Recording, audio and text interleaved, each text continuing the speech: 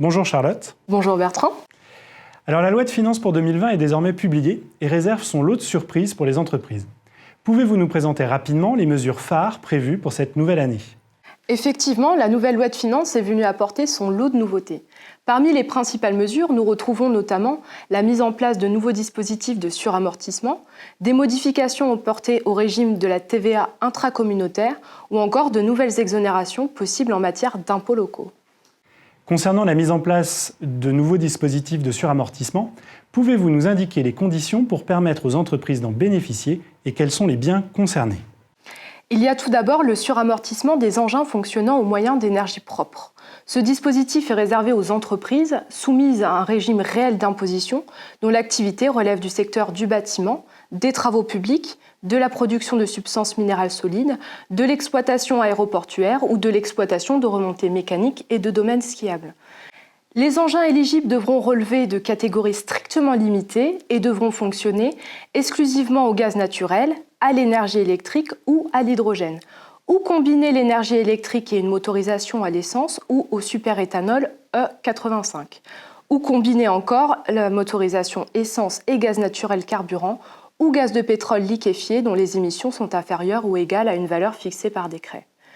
Pour les entreprises du secteur du bâtiment et de travaux publics, le moteur devra également satisfaire à des limites d'émissions de gaz polluants prévues par un règlement européen et les engins devront être acquis en remplacement de matériel de plus de 5 ans qu'elles utilisent pour le même usage. La déduction sera égale à 60% de la valeur d'origine, hors frais financiers pour les PME au sens de la réglementation européenne.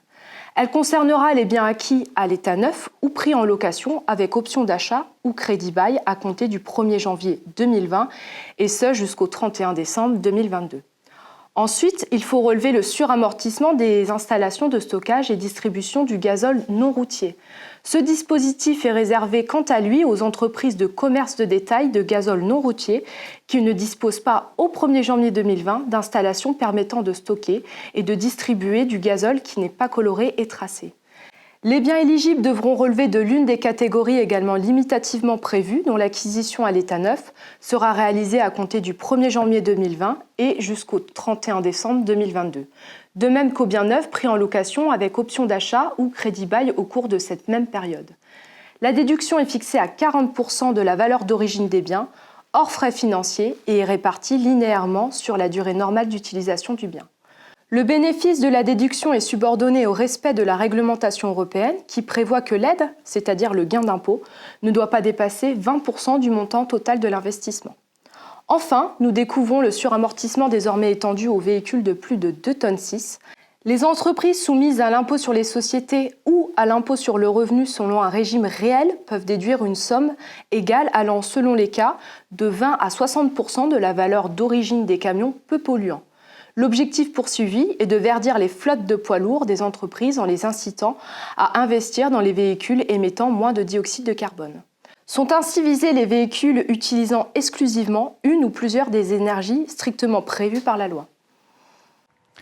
De nouvelles mesures de réduction et de crédit d'impôt ont également été annoncées. Pouvez-vous nous développer celle du mécénat ?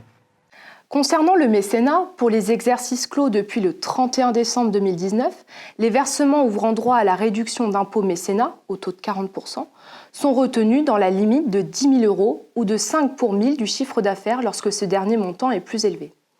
Pour les versements effectués au cours des exercices clos à compter du 31 décembre 2020, la limite de 10 000 € est portée à 20 000 € et pour la fraction des versements supérieurs à 2 millions d'euros, le taux de la réduction d'impôt est abaissé à 40%, sauf pour les versements effectués par les entreprises au profit d'organismes sans but lucratif qui aident des publics en difficulté.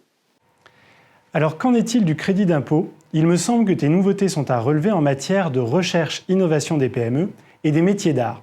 Pouvez-vous nous en dire plus ? Le crédit d'impôt innovation est désormais limité dans le temps. Ne seront prises en compte que jusqu'au 31 décembre 2022 les dépenses d'innovation exposées par les PME au sens européen au titre de la réalisation d'opérations de conception de prototypes de nouveaux produits ou d'installations pilotes de même nature. Une évaluation de l'efficacité de ce dispositif conditionne son éventuelle prolongation. Le dispositif de crédit d'impôt métier d'art permet quant à lui de bénéficier d'un crédit d'impôt égal à 10% ou égal à 15% pour les entreprises portant le label d'entreprise du patrimoine vivant, au titre de leurs dépenses de création d'ouvrages uniques réalisés en un seul exemplaire ou en petite série. Ce dispositif est reconduit jusqu'au 31 décembre 2022.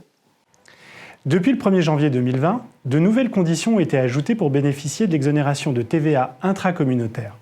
Pouvez-vous nous éclairer sur ces nouvelles obligations qui sont désormais imposées à nos adhérents assujettis ? À compter du 1er janvier 2020, le numéro d'identification à la TVA devra être communiqué par le client à son fournisseur et constituera une condition de fonds supplémentaire pour l'application de l'exonération des livraisons intracommunautaires de biens. Cette exonération sera en outre subordonnée au respect par le fournisseur de ses obligations relatives aux déclarations d'échange de biens. Également en matière de vente à distance, c'est-à-dire de vente de biens livrés à destination de particuliers dans d'autres États membres de l'Union européenne, n'y a-t-il pas eu de modifications apportées ? Effectivement, à compter du 1er janvier 2021, la TVA sera due dans les pays de destination des marchandises lorsque les ventes à distance réalisées par le vendeur vers l'ensemble des États membres de l'Union européenne dépassera un seuil annuel de 10 000 €. Si rapportant, la TVA due à l'étranger pour les ventes à distance ou pour les prestations de services réalisées auprès de clients non assujettis à la TVA pourra être acquittée au moyen d'un guichet unique, portail électronique.